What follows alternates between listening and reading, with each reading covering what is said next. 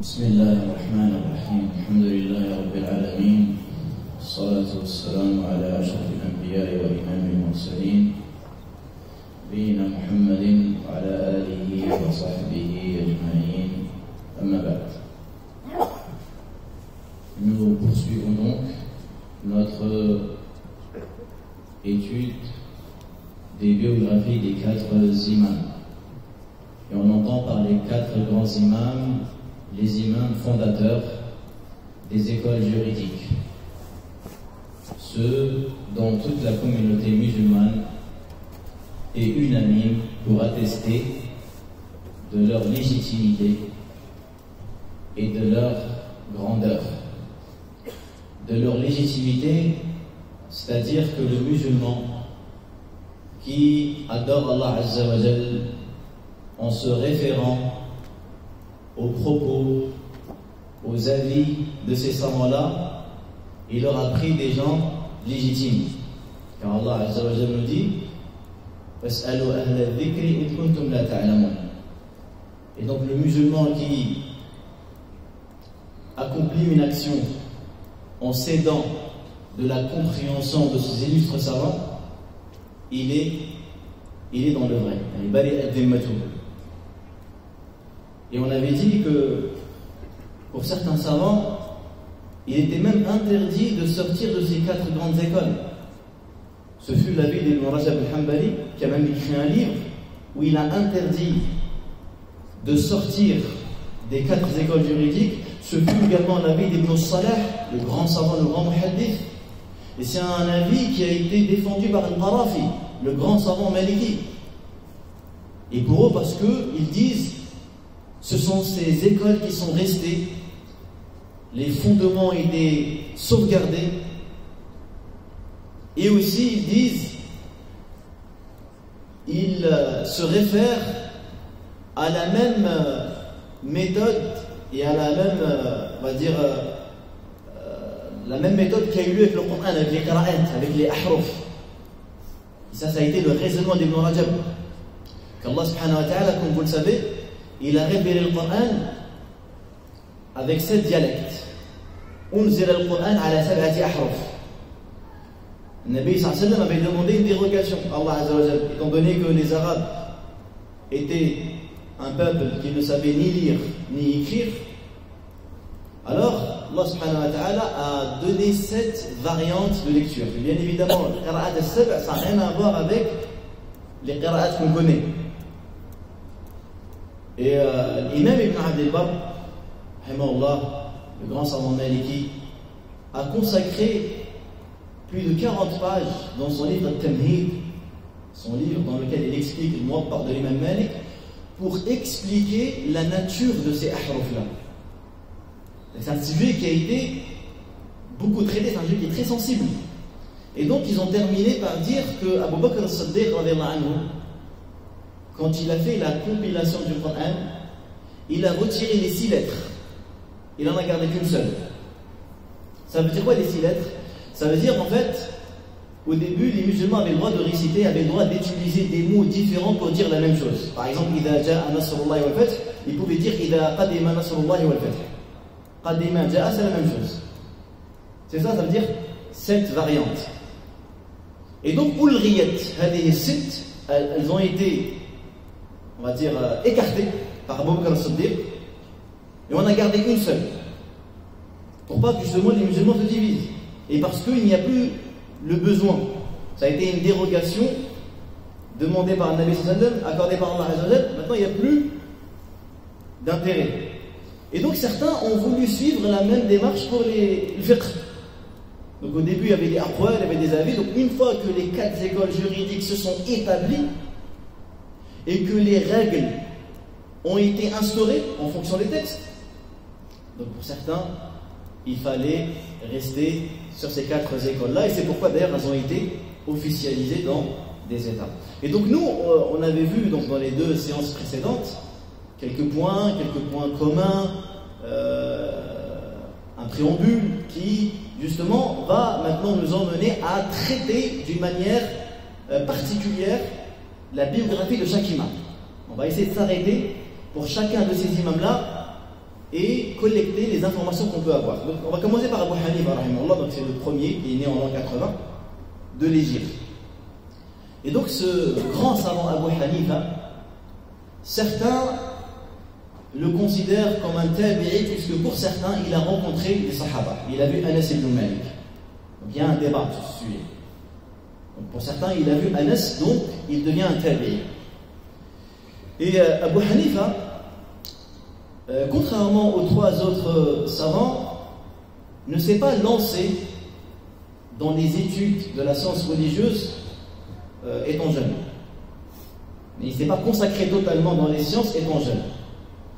Mais au début, il faisait du commerce. Et c'est pourquoi c'est lui-même qui raconte que c'est par la cause d'un savant qui se nomme Amir ibn Shurahbil al-Sha'bi, qui un jour, il voit Abu Hanifa, donc il est passé à côté de lui, et ce savant, Amir ibn Shurahbil al-Sha'bi, lui dit, il amène Tartalif, tu vas vers où? Tu vas chez qui? Et donc Abu Hanifa lui dit, je vais au marché. Sha'bi lui dit, ce n'est pas de cela que je te parle, mais tu vas vers quel professeur? Quels sont tes shuyukh? Abu Hanifa lui dit, Ana qalilul ikhtilaf ilayna. Je fréquente peu les shuyukh, lui dit. Et là, ce professeur, il adresse un conseil. Il lui dit, la ta'khal, ne sois pas insouciant, ne néglige pas. Parce que je vois en toi une intelligence. Je vois en toi un éveil. Dirige-toi vers les sciences. Il dit Abu Hanifa, ces paroles m'ont motivé. Et à partir de ce moment-là, donc j'ai délaissé le marché et je me suis consacré pour l'étude de la science religieuse. Et là, il a choisi comme professeur un grand savant qu'on appelle Hammad ibn Abi Sulayman. Et il est resté avec lui 18 ans.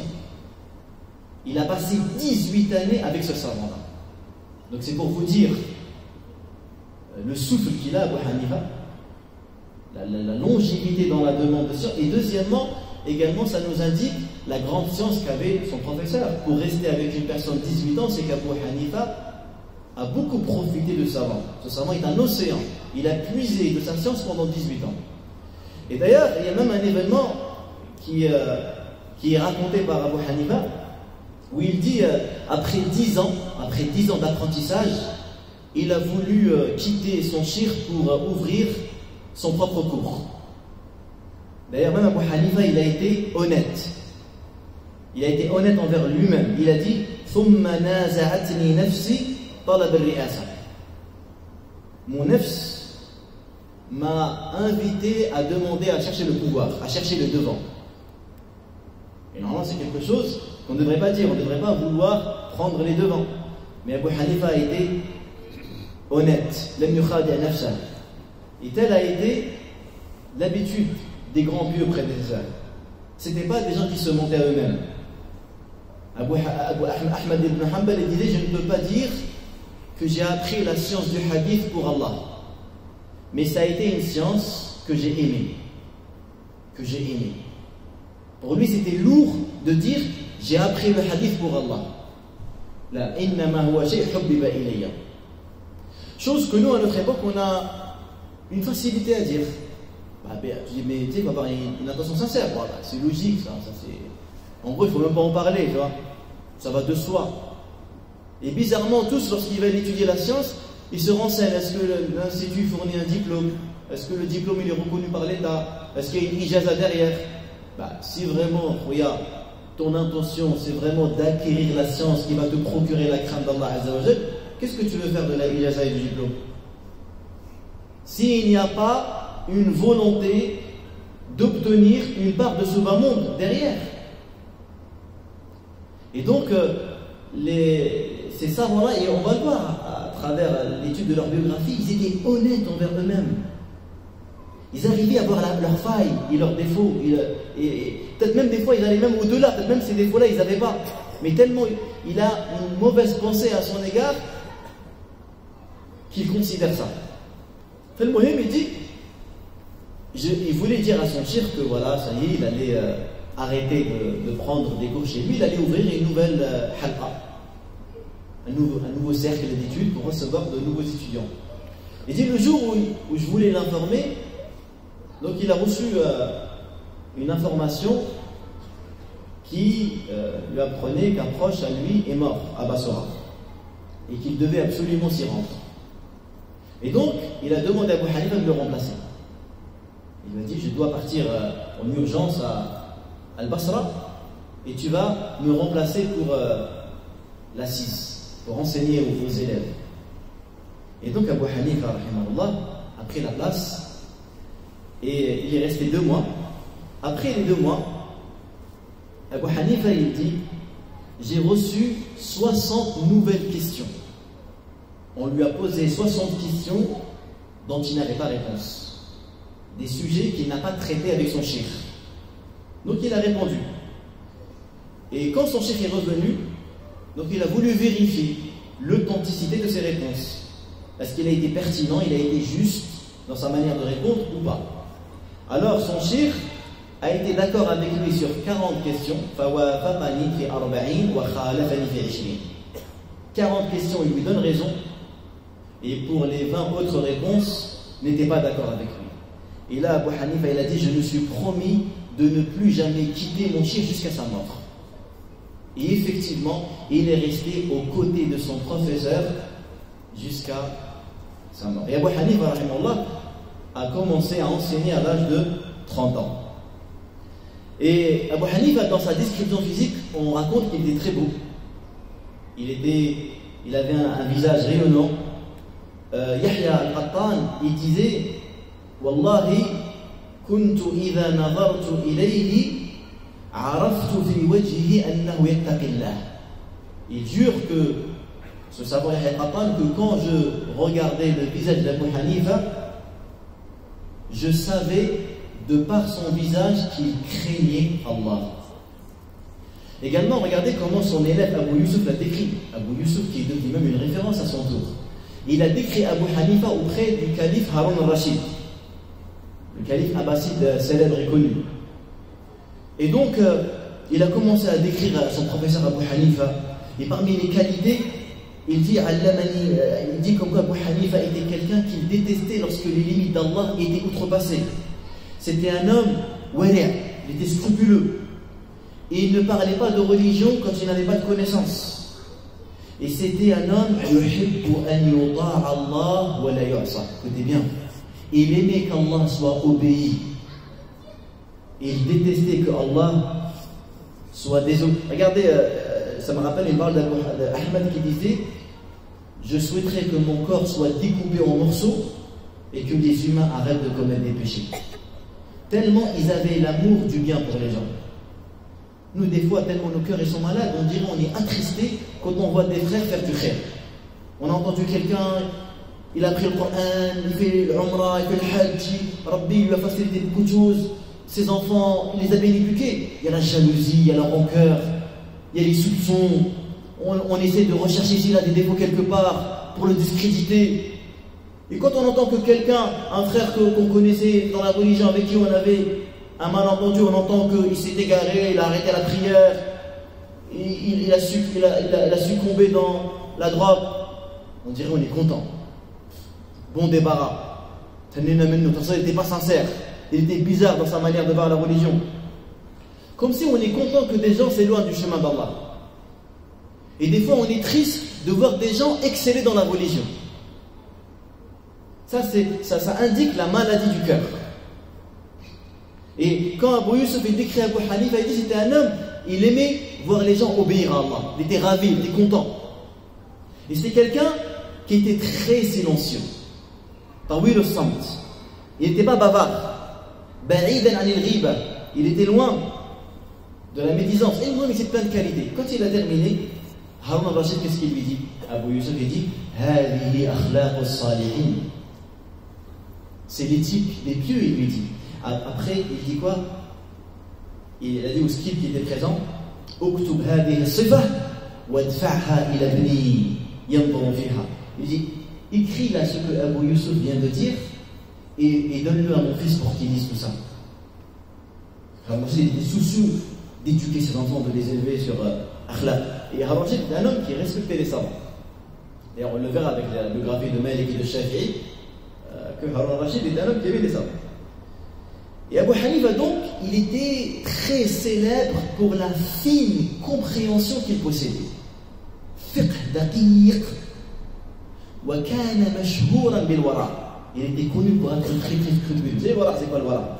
Le wara, c'est que tu délaisses quelque chose, d'accord? Tu n'es pas certain que c'est haram, mais tu le délaisses de peur de tomber dans le haram. Par exemple, je vais raconter une histoire. Dans le village d'Abu Hanifa, on a volé un mouton. Un mouton a été volé. Et on n'a pas su qui était le voleur. Il était rusé, le voleur. Il ne s'est pas fait attraper. Abu Hanifa, il s'est renseigné auprès des connaisseurs. Il leur dit, généralement, combien de temps il faudrait avant que ce mouton soit mangé? Ils lui ont dit 5-6 mois. Pendant 5 mois, Abu Hanifa n'a plus mangé la viande d'agneau. Il n'a plus mangé de viande pendant 5 mois. De peur que cette viande se retrouve dans son assiette et qu'il soit invité chez le voleur concerné. Wara. Il avait un wara incroyable. Et en même temps, c'était un homme très riche. Il était très riche, Abu Hanifa, comme on le verra. C'était un commerçant de tissus, des tijara. Et regardez ce qui est intéressant dans sa biographie. C'est que c'était un homme très patient dans la prière de nuit et dans le jeûne, et commerçant, et il s'éloignait du haram, et regardez bien, il n'a jamais accepté l'argent du sultan. Son argent, il a toujours gagné de sa propre sueur. Ibn al-Mubarak dit à son sujet, ما رأيت رجلا أوقر في مجلسه ولا أحسن سمتا وحلما أبي حنيفة. Je n'ai jamais vu un homme dégager autant de respect, de douceur, de sérieux comme Abu Hanifa. Également, il avait une patience, une retenue incroyable. Regardez cette histoire incroyable qui est relatée dans Tarikh Baghdad. Elle est incroyable. Elle est rapportée par l'imam Abd al-Razzaq. Abd al-Razzaq dit Shahidtu Aba Hanifa fi Masjid al-Khayf. Il était présent avec Abu Hanifa dans la mosquée de Khayf. فَسَأَلَهُ رَجُلٌ عَنْ شَيْءٍ. Un homme lui pose une question sur un sujet. Abu Hanifa lui répond. Voilà la réponse. Un homme qui était présent dans l'assise, il lui dit إِنَّ الْحَسَنَ يَقُولُ كَذَا وَكَذَا. Il lui dit Al-Hassan, le grand savant Al-Hassan, Al-Basri, ou Al-Hassan Al-Shibani, un des deux, Al-Hassan a dit tel et tel avis. Abu Hanifa lui dit Akhta Al-Hassan. Al-Hassan a eu tort de dire ça. Et son avis est incorrect. فجاء رجل مغطى الوجه. Et à ce moment-là, un homme qui cachait son visage, il avait un turban sur son visage, il a dit à Abu Hanifa أنت تقول أخطأ الحسن يا ابن الزانية. Un homme comme ça dans la mosquée, Abu Hanifa y répond, un homme il vient avec le visage masqué et lui dit toi, tu oses dire que le Hassan s'est trompé, ô fils de la fornicatrice, fils de prostituée, tu dis ça toi? Il dit ça à Abu Hanifa. Razzaq dit ثم مضى فما تغير وجهه ولا تلون ثم قال اي والله اخطا الحسن واصاب ابن مسعود. Quand cet homme dit c'est pourquoi Abu Hanifa, il dit ni son visage a changé, ni il a pris des couleurs. Il lui dit oui, Al-Hassan s'est trompé et il avait juste, il est auprès d'Ibn Mas'ud. Qui peut faire ça? Et il y a un savant contemporain, quand il a cité cette histoire, il a dit ceci nous rappelle ces personnes qui viennent cacher avec des pseudos. Cet homme, il avait le visage caché. Ça nous rappelle à notre époque ces personnes sur les réseaux sociaux qui ont des pseudos, tu ne sais pas c'est qui, et qui se met à insulter, à être très vulgaire et très grossier sur certaines personnes de science parce que il n'est pas d'accord avec leur position, avec leur lecture des événements, etc. Ça nous montre que même les savants les plus illustres n'ont pas été à l'abri de l'ignorance des ignorants. Et il y a un athar magnifique qui est cité par Abu Omar al-Maqdisi, dans lequel Moussa alayhi salam, il demande à Allah. Il dit Qala Moussa li Rabbihi Inna an-nasa yaquluna fiyya ma laysa fiyya. Moussa s'est plaint à son Seigneur. Seigneur, les gens disent à mon sujet ce qui n'est pas vrai. Moussa alayhi salam était révolté. D'ailleurs, vous savez, vous connaissez le verset que des gens ils ont parlé sur les testicules de Moussa alayhi salam et ses parties intimes. Et c'est pourquoi Allah Azza wa Jal, alors que Moussa se lavait, il a fait que la pierre elle s'est levée, elle s'est enfuie avec ses vêtements et Moussa il l'a rattrapée. Pour que les gens s'aperçoivent que le défaut physique qu'ils attribuaient à Moussa n'était pas vrai. Vous imaginez, ils ont même osé parler de ses parties intimes. Ils ont parlé sur ses parties comme quoi il avait une anomalie, c'est pourquoi il refusait de prendre sa douche avec nous tout nu. Tellement ils n'ont pas su quoi dire, ils ont dit parce qu'il a quelque chose à cacher. Et Allah il a voulu défendre Moussa. La pierre elle s'est sauvée. D'accord? Donc Moussa il a subi des propos. Donc il a dit Allah ya Rab inna an-nas yaquluna fiyya ma laysa fiyya. Les gens disent à mon sujet ce qui n'est pas vrai. Donc il veut une solution. Il veut que cela s'arrête. Allah lui a dit à Moussa Inni lam aj'al dhalika li nafsi fa kayfa aj'aluhu li ghayri. Ya Moussa, je n'ai pas accordé cette faveur à moi-même. Comment vais-je l'accorder à autrui? Et même sur Allah Azza wa Jal, les gens ils ont parlé. Ils ont dit il a un enfant. Ils ont dit il a pris le 7e jour pour se reposer. Ils ont dit Yadullahi maghloula, sa main elle est fermée, il est avare. Des aqwal, elles ont été dites par des humains sur Allah Azza wa Jal. Wa huwa Rabbul Alamin. Et on a dit sur les prophètes et les messagers, on a dit sur Muhammad sallallahu alayhi wa sallam, majnoun, sahir. Allah n'a pas été épargné. Les prophètes n'ont pas été épargnés. Et toi, tu vas t'épargner. C'est ça qu'Abu Hanifa, rahmatullah alayhi, il avait une largesse dans sa poitrine. D'ailleurs, il disait même Allahumma man daqa bina sadruh fa inna qulubana qad ittasa'at lahu. Ya Allah, celui dont sa poitrine, on n'a pas de place. J'ai pas de place, moi, dans sa poitrine. Moi, la mienne, elle est large. La mienne, elle a de l'espace. Et il disait, et ça montre également la grande pureté qu'il avait.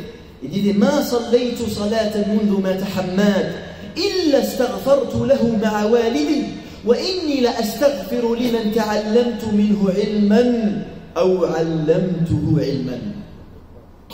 Il dit je n'ai pas fait une prière dans laquelle je n'ai pas invoqué en faveur de Hamad, mon professeur, avec mon père.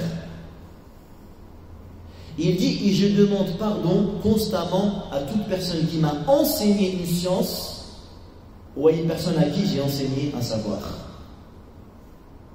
Tahara, pureté, pour qu'on comprenne pourquoi Allah Azza wa Jal, il a placé dans ces gens-là l'ilm, le fahm, le taqwa. Des millions de musulmans, ils adorent Allah selon la compréhension d'Abu Hanifa. Jusqu'à maintenant, dans les pays musulmans, ils disent Zawajtuka ibnati fulana ala kitabillah, ala sunnat rasulillah wa ala madhabi Abi Hanifa. Et Abu Hanifa donc n'était pas seulement un génie, un savant, mais c'était également un adorateur. Écoutez Sufyan ibn Uyayna, grand salaf, respecté. Et il dit à propos d'Abu Hanifa Ma qadima Makkata rajulun fi waqtina akthara salatan min Abi Hanifa. Aucun homme n'est venu à Mecca qui prie autant qu'Abu Hanifa. Ajib. Abu Asim al-Nabil, il disait Kana Abu Hanifa yusamma al-watan. On l'appelait le piquet. Mais les kathrati salati, tellement il était debout à chaque fois. On l'appelait le piquet. Abu Muti' al-Balkhi dit كنت في مكة فما دخلت الطواف في ساعة من ساعات الليل إلا رأيت أبا حنيفة وسفيان في الطواف. Il dit quand j'étais à Mecca, à chaque fois je rentre dans le Kaaba, de jour comme de nuit, je vois Abu Hanifa et Sufyan en train de faire tawaf. Et ce Sufyan-là qui témoigne en faveur de Abu Hanifa. Et écoutez ces propos-là également. certains ils disent même Abu Hanif il a prié 40 ans Al-Fajr avec le wudu de l'Isha. Et on raconte de lui qu'il a clôturé le Coran 7000 fois dans sa vie. Certains me disent même plus. Parce que vous savez, il y a plein de salafs qui ont récité le Coran intégralement dans une seule raka'a. Comme c'est le cas de Uthman ibn Affan. Et comme c'est le cas également d'Abdullah ibn Zubayr. Et autre part, Abdullah ibn Zubayr, ça va vous étonner. Abdullah ibn Zubayr, il voyait qu'on avait le droit de boire de l'eau pendant la prière. Quand il priait la prière de Nafila, c'est un avis, il est fou, il est marginal, c'est lui-même sa compréhension. Mais tellement il restait debout, tellement il priait longtemps, il lui arrivait de commencer le Baqara et terminer par le Nas, Salat al-Nafila. Et il buvait de l'eau. An-Nawawi dit وَأَمَّا الَّذِينَ خَتَمُوا الْقُرْآنَ فِي رَكْعَةٍ فَلَا يُحْصَوْنَ لِكَثْرَتِهِمْ. Quant à ceux qui ont récité le Coran intégralement en une seule raka'a, il dit on ne peut même pas les compter. Et nous aujourd'hui, il y a des gens comme le mois de Ramadan, ils n'arrivent même pas à clôturer le Coran une seule fois dans le mois entier. Ils juste lire 20 pages par jour, ils n'arrivent pas à faire. 20 pages par jour. Ils n'arrivent pas à terminer le Coran. هذا في ركعة. Ils sont parlés, qu'est-ce qu'ils faisaient pendant Ramadan ces gens-là? Et aussi donc, je disais que Abu Hanifa était non seulement un savant, non seulement un adorateur, non seulement un ascète, zahid, mais c'était également un commerçant. Regardez les Ahmad ibn Hanbal, ce qu'il dit sur Abu Hanifa. Ahmad ibn Hanbal. Et regardez les gens qui font des éloges. Peut-être pour certains, ça dirait Ahmad ibn Hanbal. Ahmad ibn Hanbal, à la base, lui déjà c'est une montagne. C'est un exemple. C'est l'excellence. Et c'est lui qui parle d'Abu Hanifa, il dit هو من العلم والورع والزهد وإثار الدار الآخرة بمحل لا يدركه فيه أحد. Ahmad ibn Hanbal, qu'on appelle même Jama'a, il dit personne ne peut rivaliser avec Abu Hanifa en matière de science, de scrupules, d'ascétisme et de devancer l'akhira sur le dunya. Abdullah Mubarak, pour nous prouver vraiment l'authenticité de cet homme-là, il dit وَقَدْ جُرِّبَ بِالسِّيَاطِ وَالْأَمْوَالِ. On l'a éprouvé par le fouet et par l'argent. Alors comment tu connais la fermeté d'un homme? Premièrement, tu le menaces. Abu Hanifa a été menacé. Il a été fouetté plusieurs fois, comme on le verra. Il a été fouetté.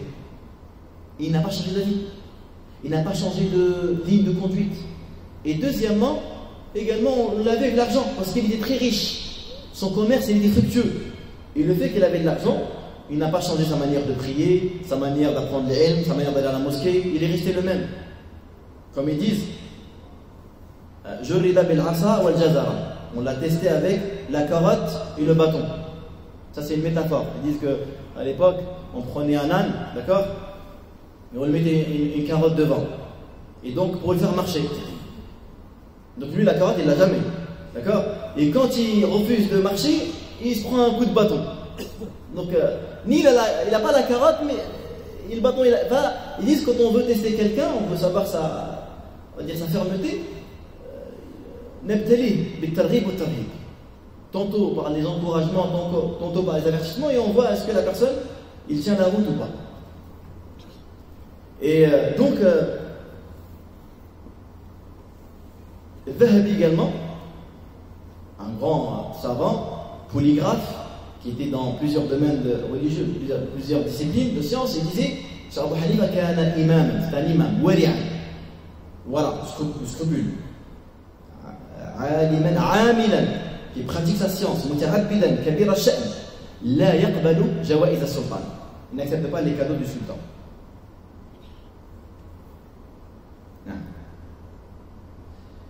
Aussi, Abu Hanifa, donc on a dit qu'il a été frappé. Pourquoi il a été frappé? Parce qu'il a refusé d'accepter le poste de juge. رفض القضاء. C'est Abu Ja'far al-Mansour qui l'a fouetté. قال عبيد الله ابن عمر, il dit كلم ابن هبيرة أبا حنيفة أن يلي القضاء بالكوفة. On a proposé à Abu Hanifa القضاء à Koufa, فأبى. Écoutez bien. فضربه 100 صوت و10 أصوات. Il a reçu 110 coups de fouet. Il a été fouetté 110 fois. وهو على الامتناع. Et il a toujours refusé d'accepter le poste de juge. Et une des paroles les plus étonnantes, celle qui est relatée dans Tarikh Baghdad,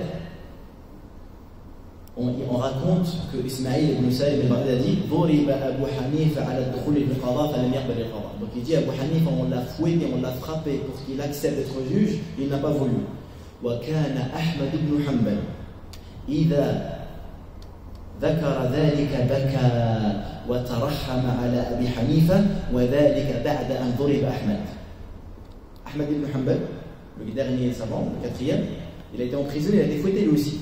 À chaque fois qu'il se rappelait de ces fouets qu'Abu Hanifa a subis, il pleurait énormément. Parce que lui, il a goûté le fouet aussi. Mais lui, il n'a pas goûté. Lui, il a goûté parce qu'il est resté ferme sur un sujet très important qui est le fait de dire que le Coran, il est incré. Abu Hanifa, il a été fouetté parce qu'il ne voulait pas être juge. Pourtant, c'est pas interdit.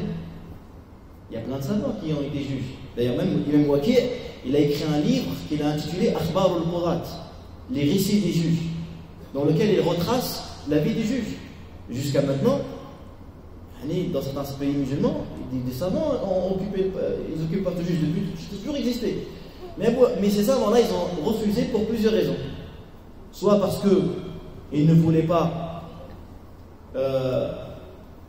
se retirer du domaine de l'enseignement, parce que occuper ce poste-là, ça allait les occuper, ou soit parce que c'était le temps qui n'était pas approprié, ils n'étaient pas d'accord avec la politique du sultan, et donc ils ne voulaient pas cautionner les injustices du gouverneur, ils ne voulaient pas être complices, ou soit il y avait une raison personnelle. En tout cas, s'ils l'ont refusé, c'est bien pour une raison, même si ils étaient dans leur droit de l'accepter. Et Abu Hanifa, donc, il avait de l'argent licite. Kana yabi'u al-khaz. Donc, il vendait. Al-khaz, c'est de la soie. C'est pour ça que c'était un marchand de soie, Abu Hanifa. Kana khazzazan. Wa dukanuhu ma'rouf fi dari Amr. Son magasin était connu. Et c'était un homme, comme dit le Fudayl ibn Iyad, كان أبو حنيفة واسع المال, avec beaucoup d'argent. معروفا بالإفضال, il est connu pour être généreux. Il est connu pour être généreux. Il achetait de la marchandise de Bagdad, et quand il vendait, quand il recevait l'argent, il donnait énormément à ses élèves et aux shuyukh qui étaient à son époque. Il leur disait anfiqu fi hawaijikum wa la tahmadu illa Allah. Utilisez l'argent pour vos besoins, mais ne remerciez que Allah Azza wa Jalla. Fa inni ma a'taytukum min mali shay'an. Je ne vous ai pas donné de mon argent. Lakin min fadlillah.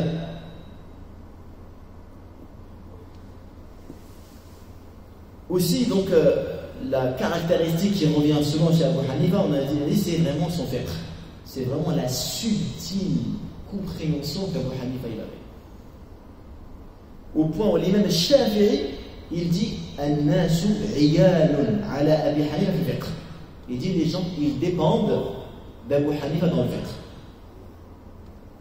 Dhahabi a dit Al-imamatu fi al-fiqh wa daqa'iqihi musallamatun ila hadha al-imam. La imama, la maîtrise du fiqh, elle est accordée sans aucune contestation à cet imam-là. La shakavir. Ibn Mubarak dit Afqahu an-nas Abu Hanifa. L'homme qui comprend, qui a le plus de fiqh, c'est Abu Hanifa. Ma ra'aytu bi fiqh mithlihi. Je n'ai jamais vu quelqu'un qui lui ressemble dans le fiqh. Shafi'i dit Ma ra'aytu ahadan afqah min Abi Hanifa. Et il y a encore plein, je pourrais vous lire plein de témoignages de grands savants qui témoignent de la grandeur et de la compréhension d'Abu Hanifa. Il y a même un autre aussi un homme qui s'appelle Mohamed Bishr, qui dit j'allais entre les cours d'Abu Hanifa et de Sufyan ibn Uyayna. Il dit quand je venais vers Abu Hanifa, il me disait tu viens d'où? Je lui dis je viens de Sufyan. Abu Hanifa il disait Ji'ta min 'indi rajulin law anna 'Alqama wal Aswad hadara lahtaja ilayhi. Tu es venu d'un homme. Si Alqama et Aswad, les savants du hadith, étaient encore vivants, ils auraient besoin de Sufyan. Et quand j'allais chez Sufyan, Et il me disait, tu viens de chez qui? Je lui disais d'Abu Hanifa. Sofiane, il lui disait, لَقَدْ جِئْتَ مِنْ عِنْدِ أَفْقَهِ أَهْلِ الْأَرْضِ. Tu es venu de chez la personne la plus savante sur terre. Bien sûr, ça ne veut pas dire qu'Abu Hanifa, il était infaillible. Mais c'est-à-dire le minimum, c'est quoi? C'est que le musulman doit respecter les avis d'Abu Hanifa. Hein, pour être concret, si on voit un musulman, il donne la zakat al-fitr en argent, il faut respecter Abu Hanifa, quand même. C'est Abu Hanifa qui a autorisé, c'est le Bukhari, c'est des montres, des salafs. Donc on a le droit de être convaincu de donner zakat al-fitr en nourriture, mais on n'a pas le droit de mépriser, de dénigrer, de dire vous ne faites pas la sunna, parce que ça serait un manque de respect à l'égard de ces grands ulama qui ont autorisé aux musulmans de sortir la zakat al-fitr et la fidya bil-qima. C'est pourquoi Abu Hanifa il est fondateur de cette école. On appelle Madrasa Ahl al-Ra'i, les gens de la raison. Donc c'est l'école d'Ibn Mas'ud. Abu Hanifa il vient d'Ibn Mas'ud. Ibn Mas'ud qui avait comme élève Ibrahim al-Nakha'i. Et Hanifa il vient de cette école-là. Ahmed ibn Hanbal, parmi les paroles étonnantes qu'on lui attribue, c'est le Bayhaqi qui le cite dans son livre Manaqib al-Shafi'i. Il dit Ma zilna nal'anu Ahl al-Ra'i wa yal'anuna. Il dit à chaque fois nous, les hadiths ils maudissent les gens de la raison, parce que vous ne suivez pas le hadith, vous suivez votre raison. Et Ahl al-Ra'i, ils maudissent les gens du hadith. Ils disent, mais sans raison, vous ne pouvez pas utiliser le hadith. Et en gros, il faut un pharmacien et un médecin. Et si toi, tu as le hadith, tu ne comprends pas, le hadith va servir à rien. Il dit, Hatta ja'a al-Shafi'i, famazaja baynahum. Jusqu'à que Shafi'i est venu, et il a rassemblé entre les deux. Al-Ra'i wal hadith. Et il a écrit son livre, Al-Risala. Certains, ils reprochent à Abu Hanifa, ils lui disent oui, parce qu'Abu Hanifa, il était trop rationaliste, il ne prenait pas le hadith en question.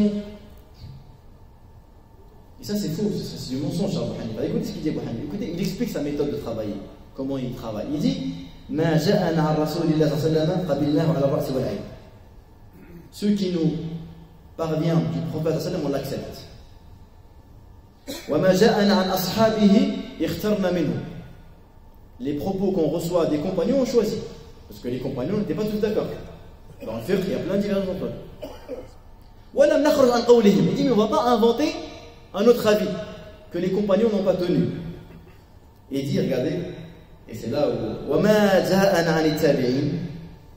Et ceux qu'on reçoit des tabi'in, comme avis, comme fatawa, فَهُمْ رِجَالٌ وَنَحْنُ رِجَالٌ. C'est des hommes et on est des hommes. Donc pour lui, si je reçois un hadith, la question elle est tranchée. Je reçois des avis des compagnons, je choisis ce qu'ils ont dit les compagnons, je ne sors pas de leur avis. Autre que les compagnons, pour lui, tabi'i, il a ce que moi j'ai. Donc c'est pourquoi qu'il yajtahidu ra'yahu. Et donc c'est pourquoi Abu Hanifa rahimahullah donc avait des avis dans lesquels il a été contesté. Et ces avis-là sont connus dans le livre de fiqh, comme le fait qu'il autorisait à la femme, Abu Hanifa, pour lui, la femme, elle se marie elle-même. Elle n'a pas besoin de tuteur. Tuzawwiju nafsaha bi nafsiha. Il a été le seul parmi les imams à avoir dit ça. Mais encore, c'est masala fiqhiyya, c'est un khilaf, mais des fois, il a vraiment, Abu Hanifa a commis des erreurs. Il est vraiment tombé dans des erreurs, comme on le verra, notamment dans l'aqida, il est tombé dans le biljab, comme on le verra un peu plus tard. Mais là, juste, j'aimerais vous dire, c'est que tout d'abord, un des premiers reproches importants qu'on a fait à Abu Hanifa, qui n'est pas totalement vrai, c'est qu'on dit qu'Abu Hanifa yuqaddimu al-qiyas ala al-hadith. Il fait prévaloir le raisonnement par analogie sur le hadith.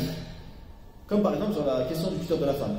C'est-à-dire comme la femme, elle peut vendre et acheter, elle possède son argent, et bien également elle possède son corps. Si elle veut se marier, elle veut se donner à quelqu'un, elle a le droit. Mais ce qu'il y a, c'est qu'Abu Hanifa, rahimahullah, quand il prenait des positions comme ça, il ne contredisait pas un hadith, parce que soit pour lui le hadith que toi tu sais, il est mansoukh, il est abrogé, ou soit pour lui le hadith il n'est pas authentique, ou soit le hadith il n'est pas parvenu à soi, il ne le connaît pas. Il est possible qu'un imam ne lui parvienne pas un hadith. Et ça c'est connu, comme on le verra dans la biographie d'Imam Malik, quand il parlait des ablutions, il n'affirmait pas la sunna de faire takhlil al-asabi', de laver entre les orteils. Ibn Wahb, son propre élève, il raconte cela. Il dit, quand l'imam Malik a terminé son cours, je suis parti le voir en aparté. Je lui dis, ya imam, حدثني فلان عن فلان عن فلان, il fait le hadith que le Nabi sallallahu alayhi wa sallam, il nettoyait entre les orteils dans le wudu. Malik, quand il a entendu la chaîne de transmission, il me dit, hada hadithun sahih. Et le prochain cours, il a dit, je l'ai entendu confirmer cette sunna-là. Donc Abu Hanifa, il ne refusait pas le hadith. Il ne faisait pas faire prévaloir le qiyas sur le hadith. C'est que pour lui, le hadith n'était pas correct. Comme il l'explique tout à l'heure, la parole qu'on a vue, il dit, quand je reçois un hadith, et donc, également, deuxièmement, ce qu'on lui reproche, c'est qu'il n'était pas très performant dans le hadith. Il était daïf. Et le hadith da'afou Abu Hanifa. Non pas parce qu'il n'était pas intègre, mais parce que il s'est trop donné pour le fiqh. Il n'avait pas le temps pour maîtriser al-fadh al-hadith, les mots du hadith. Et là, ça arrive. Par exemple, Hafs. Qari. Nous, on récite souvent Hafs. Selon le savant du hadith, Hafs, il est daïf le hadith. Là, il y a le hadith. Da'afou. Pourtant, il est imam fil qira'at. Mais parce qu'il ne s'est pas spécialisé dans riwayat al-hadith. Parce que riwayat al-hadith, elle est vraiment, c'est une science, elle est subtile. Il ne faut pas se tromper. Si tu commences à mélanger les mots, à mélanger les termes, et ben les experts du hadith, ils vont. S'ils te voient mélanger un terme ou utiliser un autre mot au lieu que celui du rapporteur a cité, il va évoquer. Donc c'est pourquoi va'afou. Et ça, on lui reproche ça. Que comme quoi, لم يضبط الحديث. الذهبي رحمه الله يجي لم يصرف الإمام همته لضبط الألفاظ والإسناد وإنما كانت همته القرآن والفقه حال كل من أقبل على فن فإنه يقصر عن غيره. ثم ذكر مثال حفص وقالون. حفص et قالون, donc c'était des grands qurra et pourtant n'étaient pas des experts dans le hadith. Troisième erreur qu'on lui reproche à Abu Hanifa, c'est l'irja. Il dit inna al-amala la yadkhulu fi musamma al-iman. Donc il a eu une erreur de jugement également dans al-aqida. Parmi les qualités très présentes chez Abu Hanifa, c'est la chasteté de sa langue. Ibn Mubarak, il a dit qultu li Sufyan ma ab'ada Aba Hanifa min al-ghiba. Deux grands savants. Ibn Mubarak, il a dit Sufyan, Abu Hanifa, il est vraiment loin de la riba, de la médisance. Ma sami'tuhu yaghtabu aduwan lahu qat. Je n'ai jamais entendu faire de la médisance sur un ennemi, adou. Nous, des fois, la riba, tu l'as fait même chez des proches à toi. Des fois, tu es avec des gens, il parle sur son frère de sang. Quand il vient, il change de disquette directement. Après, il lui sourit, etc. Chef min ajaib hada zaman. Des fois, quelqu'un il fait la riba même sur sa femme, même sur sa mère, sur son père, sur quelqu'un il l'aime, hein, mais il va le déranger sur un sujet, il va parler sur lui. C'est ton ennemi, lui? Non, c'est pas mon ennemi. C'est Khouya, c'est la famille et tout, mais franchement, j'ai pas aimé ce qu'il a fait. Et il fait de la riba sur lui.